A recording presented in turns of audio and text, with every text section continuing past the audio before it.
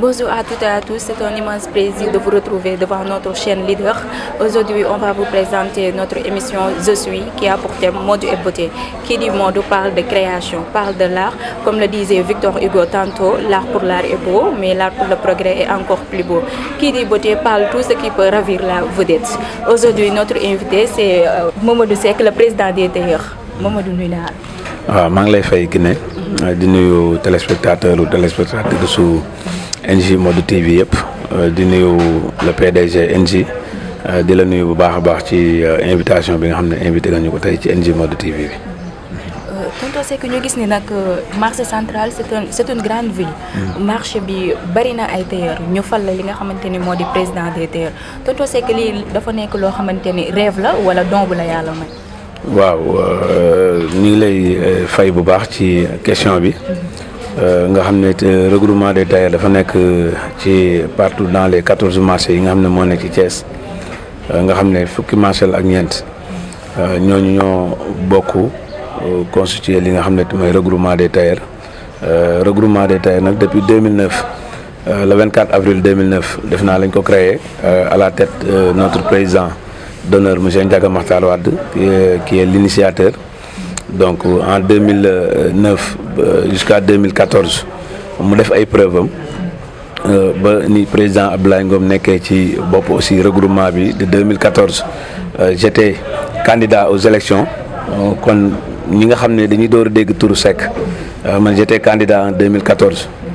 avec le président Abdoulaye Ngom donc j'ai battu campagne. Donc bi ñu ñëwee malgré ci élection yi dañ maa gagné largement nag mais ma gëm ni boo nekkee ni mu koy waxee sportif wala leneen doo gaaw di décourager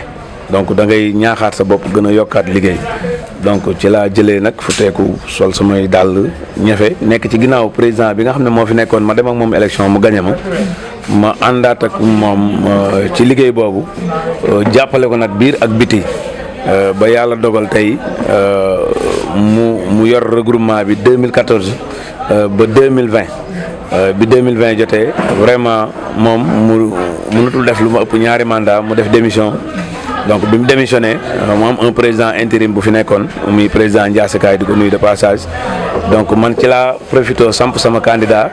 ne pourquoi pas ma doon candidat pour les élections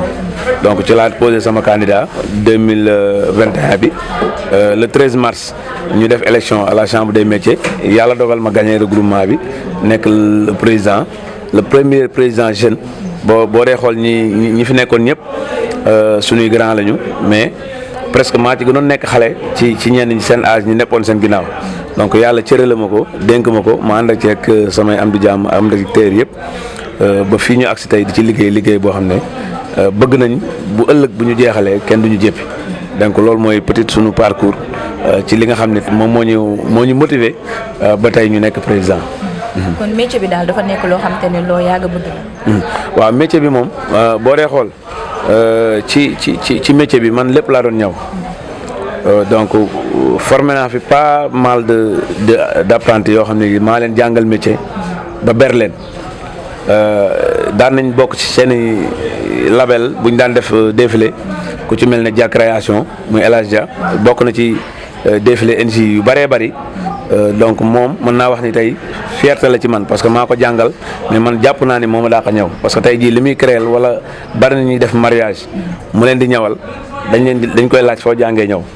te bi mu doon xale mënul dara lañ ma ko jox ma yor ko pendant 7 ans def ci moom xam-xam ba ni ma ko ñaanalee jël attestation diplôme jox ko ber fi Ousseynou Diop ber fi ñeneen ak ñeneen ñoo xam ne ñi jay na ba baax ay jigéen donc pas mal yoo xam ne yi sama jeune frère Ngagne Seck boo xam ne bi maa ko jàngal aussi actuellement ni muy wax ak yow maa ko yóbbu NSS donc parce que man damay préférer su ma jàngalee nit ba mu man dama koy accompagner utal ko ci lu mu jàpp tey jii ba weer dee bu fayee ko day ñëw yëkkati ji jox ma parce que loolu defe naa ni sama fierté la man te sama rakk la sama doomu baay la mais maa ko dalal ba jàngal ko kon donc ñun ay formateur lañu donc milieu bi ñu nekk du ñu président nii rek par l'association mouvement nangam mais déedéet ay formateur lañ ay éducateur lañ parce que milieu bi ñu nekk moo ko laaj parce que secteur informel bi ñu ne boo xool kuñ dàq ci école bi ci atelier yi ngeen di jëm te ateliers yi dañoo nekk secteur informel nag boo ko waxee ñoo ëpp ci Sénégal donc mooy mu artisanat bi ci la bokk kenn mënu leen ci génnee parce que defe naa ni artisanat moo yor Sénégal donc loolu daal vraiment moom lañ ciy wax ci li ñuy laaj. buñ liggéey bu baax li nga wax mu mel ni comme loolu moo la poussé nga créer li nga xamante ni moo di nga def benn création di ci jàngal ay xale muy école centre formation loolu moo la ci dugal wala da nga jël comme chômage bi bëri na au Sénégal nga ni naa jàppale jeunes yi ñu am ci lu ñu jàpp wala. waaw pour dire vrai mën naa ni initiative bi boo xoolee machine yi fi nekk nii ci centre bi toog nañu presque 24 mois lu mat 2 ans. dugal ko ci ab néeg amuñu fu ñu ko def président Abdoulaye Ngom day yóbbu ko këram ba am na ci benn machine boo xam ne bi ñu koy indi fii ci archive yi dafa maxe ba mujj yàqu max yi dañ ko lekk donc wóor nañu fu nekk amuñu bi ñu amee initiative ak président Abdoulaye Ngom corona bi ñëw ñuy ñëw masque yi ci kaw ñu luyee la salle bi ci kaw di ci fay 5000 francs par jour ci salle bi ma ne président pourquoi pas ñu ut benn local moo gën location bi. Parce que chaque jour 5000 ça coûte cher. boobu élèves yaa non boobu amul élève amuñ sax siège parce que ñun président bi falu rek sa kër la ñuy réunion donc initiative bi ma ko posé mu ne ma utal local boo xoolee Thiès yëpp wër naa fi pour am local mais bi ma gisee ci ginnaaw fii bu ma la wanee photo yi archive ni mu meloon bâtiment bi soo ñëwoon fii ñu abal la pour nga dëkk fi doo fi dëkk donc lépp lu fi am defe naa ni initiative bi président ne ma jox nañ la ko teg nañ ko ci sa loxo. ma ne ko benn bëgg nañ ko mu ne ko siège deuxièmement bëgg nañ ko def centre de formation si du fi jàngal suñu rakk yi bi ñu ko njëkkee aménagé def ci siège aménagé ko peinture ko defar ko amuloon mbaar amuloon carreau amul dara lépp ñoon ñoo ko fi def donc avec des moyens on a investi des millions fii ay millions lañ fi def parce que loo fi gis nga yaakaar ni lu yomb la rek xaalis bu weex tàll la waaw mën naa ne presque boo doon calculer wala nga xayma li ñu fi def fii wallaahi azim ëpp na 3 millions et poussière ci xaalis ci investissement parce que bétonnage bi rek ça coûte cher parce que mbedd bi bu ñu la wanoon ni mu mel ci archive kenn du ko soxla da nga daan wiiri mais fii kenn daaw fi jaar mais bi ñu ko defaree tey ba mu rafet lépp lu fi am suñu investissement propre xaalis la du politicien du kenn ku ñu jox xaalis nañu dem leen defar ko donc ñun ñoo gëm suñu bopp di cotiser fin du mois bu ne 1000 francs di ko defar bi ma engagé woo fii di ko defar defe naa ni ay birigu ban sax laa njëkk a jënd 100 birig gars yi na affaire bi du dem ma gëm ko tayri di jàpp ñuy avancé di avancé nànk-nànk di avancé zinc yi fi ñu koy njëkk a def dañoo dem ci quincaillerie bi def prêt ñu lebal ñu ay zinc ñu def ko ñu lebal ñu ay carreaux ñu def ko. gars yi non j'étais pas le président ba booba secrétaire général adjoint secrétaire général la dañ maa dénkoon chantier yi ma nekk di ko gérer bokk na ci tey loo xam ne li réalisé nañ ko mën naa ne 60% wala 50% yi bokk na ci sama initiative personnelle bopp mais leneen li tailleur yi ñoo jàpp ba mën a agsi fii initiative boobu nag la nit ñi gis kii xam am na vision bi ma amee bunt nag pour mën a taxaw laaj te booba amul kenn ku may jàkkaar loolu koo xam ne kii dama fi nekkoon ak man donc nag ma ne nag il est temps ma taxaw nag li nga xam ne ñoo ko moom am naa ci xalaat ak doxal ko ci laa ñëw nag bi ñu ñëwee nag ba falma ba pare ci la ñu def initiative bi créé ko mu nekk defe naa ne bi may door a falu élèves yi ñu ngi seen première année parce que 4 mois wala 3 mois avec ñoom la ñu def ak ñoom donc mu nekk ñoo xam ne aussi ñu neexal nekkal lañu parce que boo dee xool ay jigéen lañu mais naqari wu ñoo waxal foo leen yemloo dina fa yem mais fu ay mbooloo daje aussi des fois mu am ay lacunes mais souvent aussi dañ koy supporter parce que ñoo leen mag mais aussi duñu faral aussi di leen gëdd wala ñu leen di dàq wala sunu philosophie daal presque bu ñu la dàqee rek sës na te def naa ne fii peut-être rarement lañ fi dàq élève du ni paiement ni retard ni absence donc loolu toléré nañ ko première année ba mu jeex donc ñu neex a nekkal lañu initiative boobu nag lañ am ba créé ko donc bi ñu créé centre bi nag innovaat ko defar ko malgré am na loo xam ne des na ñu ngi ci am nañu bërëb boo xam ne bii ñoo ko moomal suñu bopp muy suñu propre terrain te ci initiative yi ñu bokk ñun yi ñu am mooy ñun tabaxal ko suñu bopp investir ko suñu bopp ba nga xam ne bu ñu fa nekkee duñu fay location ci ambition yooyu lañ nekk te ci tànk yooyu lañ nekk boo tax yi ñu réaliser yëpp donc ñu réaliser ko avec bi ñuy campagne aussi dafa am ay initiative yu ñu jëloon wax ko ak suñu mbokk nawle yi loolu nag bi mu passé benn bu ci nekk ñun ñi ngi ànd ak ñoom di ko jéem ndax dañuy wax naan man moom defe naa ne du ma ne lu ma wax dinaa def lépp waaye lu ma wax rek fas yéene naa ko incha allahu rabbi. bu ñu déggee li nga xamante ni mooy financement yoo xamante ni def nga ko ci barabu liggéeykaay bi lan ngay xaar ci say élèves wala tey jii centre bi ñu nekk ndax tey jii bu ñu amee seeni diplôme da nga leen di guider ba keroog ñooy am métier. voilà nit ñoom li ñuy xaar ci ñoom mooy ñu góorgóorlu ba damay wax ni man xaalis bi ñuy jël di ñu ko fay fii ndax bi ñu toogee en commission dañ ne paiement yi ñëpp nag dañ ne nañu ko yokk parce que yeneen centre yi ay 15000 20000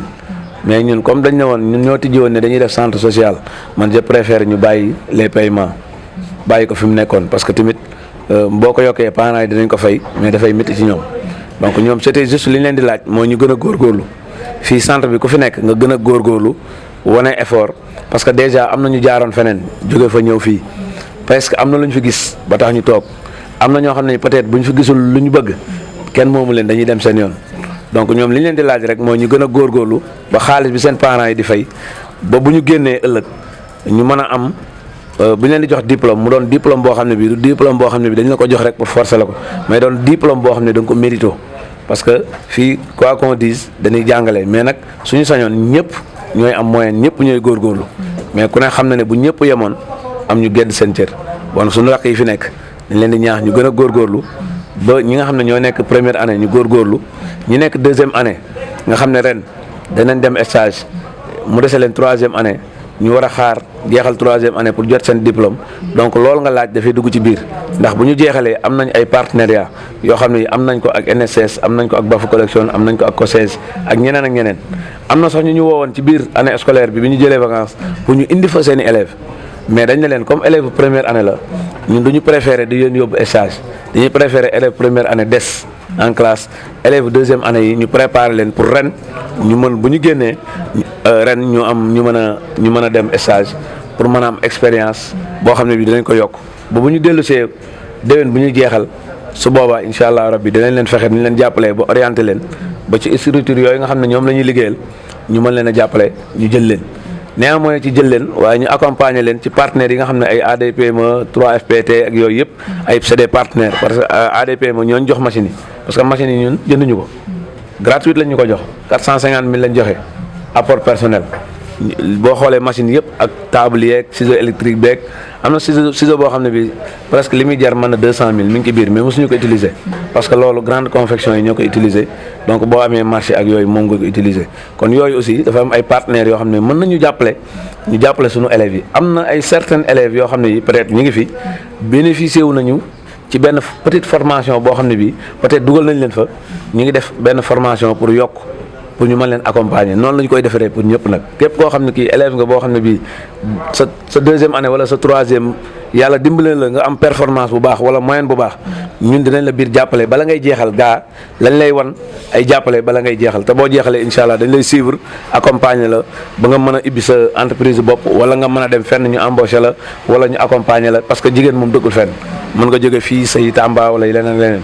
mais yàlla moo ñu dimbali ci 14 régions Sénégal yi. bu fi benn élève jóge woon tey jii di dem Tamba ñun mën nañ ko orienter ba bu demee semaine ba mu fay toog wala un mois ba mën na faa bañ a fay lekk mën na faa bañ a fay logement mën na faa bañ a am fu mu jafe-jafe ne te loolu yàlla moo ñu dimbali ñu am ay relation ak structures yu mel ni ay MTS ay FENAF ay yeneen ak yeneen yooyu partout ci Sénégal ñi nga fa te loolu c'est des tailleurs donc man yàlla dimbali ma boo ma waxoon tey jii région bu ne jox ma benn tailleur mën naa toog fi ma toog jox la ko wala ma woo ko jox la ko kon loolu connaissance la te fu ci nekk dem naa fa kon donc loolu aussi dafay wane ni ñaw bi dafa yaatu ñaw bi dañ ko internationaliser donc ba nga xam ne léegi dañ ko dugal sax ci état bi léegi dafa génn ay documents yoo xam ne yi peut-être dañ ko insérer ci centre de formation yi pour ñu ko jàngal xale yi ba nga xam ne fii nga war a tàmbalee fii nga war a yem fii nga war a yem fii nga war a yem donc li ñu lay jàngal fii boo demee ci yeneen structure moom lañ lay jàngal mais xëy na méthodes yi ñooy am tuuti changement parce que dafa am structure yoo xam ne ay centre de formation lañ suñ lay jàngal ñëw donc première année ak deuxième doo toog machine doo jàngal machine mais ñun dañuy préférer première année bu ñu demee ba ci fin bi nga mën a au moins am loo mën a ñëw présenter ko deuxième année moom dañuy concentré wu ci à ce que technique gu ñaw troisième année moom kut moom boo fi génn ñaw ak dagg ak lépp incha allah rabbi da nga koy mën parce que dañuy bëgg aussi nit ki fay xaalisam bu ñëwee fii mu am satisfaction gis boppam loolu moo waral peut-être ñu koy def boo xoolee aussi fii ñuy wax ak yéen ñi leen di jàngal ñi ngi ci formation ay PGA di renforcer seen capacité di leen former ñooñu ay chef d'atelier lañu mais loolu nag bu ñu koy def ay partenaires moo ñu ko may lu ci mel ne la chambre des métiers yi nga xam ne moom la ñuy àndal ak structure yi nga xam ne ñoo nekk suñu ginnaaw du ñu accompagner. ñu gis ni tamit tey jii mode dafa nekk loo xamante ne lu avancé la lan nga gis ci art bi ak fan nga bëgg yow art yegg fa tey. waaw mode bi ak art bi dafa nekk lu am solo parce que barki démb j'étais à Sorano ànd ak sunu grand frère Jo Mansour ñu ko doon sargal di ko def waa club foire ñoom ñoo ko doon sargal tànn ko ci meilleur africain yi nga xam ne dañuy yëngatu ci wàllu art te Jo ku ko xam ko ci teinture xam ko ci tailleur xam ko ci stylisme donc vraiment mu nekk loo xam ne li satisfaction la ci ñun donc mu teewal fa waa Thiès représenté Thiès parce que boo xoolee parmi les Thiessois yi nga xam ne moom lañ tànnoon moom rek moo ci nekkoon seul Thiessois boo xam ne bii mi ngi ci woon donc région yëpp ñu nga fa woon mais dafa nekk mode boo xam ne bii mode bu am solo la te loolu incha allah ñu ngi ciy waxtaan ak moom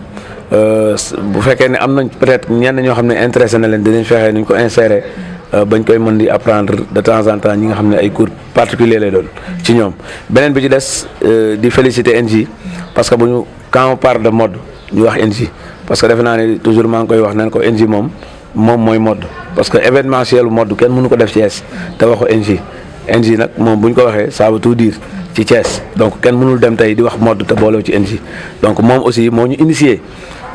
ñu gis ko ci moom muy def défilé ba ñu am amouru def défilé de mode donc ba ren defe naa ni ñu ngi koy waajal donc moo nekk suñuy presque 8e xaw ma 9e édition ñu ci ànd ak Sen 24 di ci ànd ak NJ TV mode TV di ci ànd ak labelu NJ bi yëpp groupe NJ famille yëpp donc loolu aussi day wane ni mode mi ngi avancé